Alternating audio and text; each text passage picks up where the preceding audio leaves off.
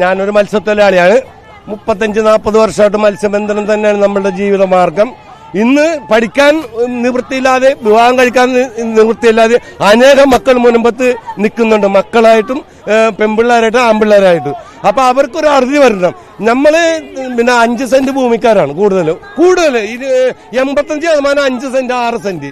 ഇത് നമ്മൾ വിലക്ക് മേടിച്ച ഭൂമിയാണ്. അതിന് തീരാധാരമുണ്ട്, കരമടച്ച രസീതുണ്ട്, എല്ലാ എഗ്രിമെന്റും നമ്മുടെ കയ്യിലിരിക്കുന്നു. പിന്നെ ഇത് എന്ത് വിധത്തിലാണ് ഇവരാണെന്ന് പറഞ്ഞ് ന്യായീകരിക്കുന്നത്? അതൊക്കെ പണ്ട് കാലം. ഇത് ഈ യുഗം എന്ന് പറഞ്ഞാൽ നടക്കാത്ത കാര്യമാണ്. പിന്നെ മത്സ്യത്തൊഴിലാളികൾക്ക് പേമാരി വരാനും കൊടുങ്കാറ്റ് വരാനും വെള്ളപ്പൊക്കം വരാനും പട്ടാളമായിട്ട് ഇവിടുത്തെ സർക്കാർ അംഗീകരിച്ചിട്ടുണ്ട്.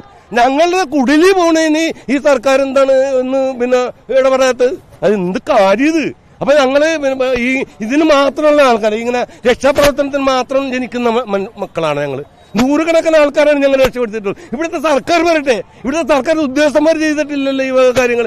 ഈ കടലിൽ പോയി ഈ വെള്ളത്തിൽ പോയി ജോലി എടുക്കുന്ന എല്ലാ മക്കളും ഈ രക്ഷാപ്രവർത്തനം, പെണ്ണുങ്ങളടക്കം രക്ഷാപ്രവർത്തനത്തിന് ഇറങ്ങുന്ന ആൾക്കാരാണ്. ആ മക്കളുടെ 100 സെന്റ് സ്ഥലം പോലും ഞങ്ങൾക്ക് സങ്കടം. ഞങ്ങൾ സമ്മതിക്കില്ല. ഇതിന് ആയിരക്കണക്കിന് ആൾക്കാർ ഭരിച്ചുകൊണ്ടാണ് ശരി. ഞങ്ങളുടെ ഭൂമിയൊന്നും വക്കാവോടൊന്നുമല്ല. ഇവിടുത്തെ സർക്കാർ പോലും വരില്ല. ഇവിടുത്തെ സർക്കാർ പോലും വരില്ല. അതിന്റെ അപ്പുറം ഉണ്ടല്ലോ, മഹാപടമല്ലല്ലോ. ഇവിടുത്തെ സർക്കാർ പോലും ഞങ്ങൾ തരില്ല.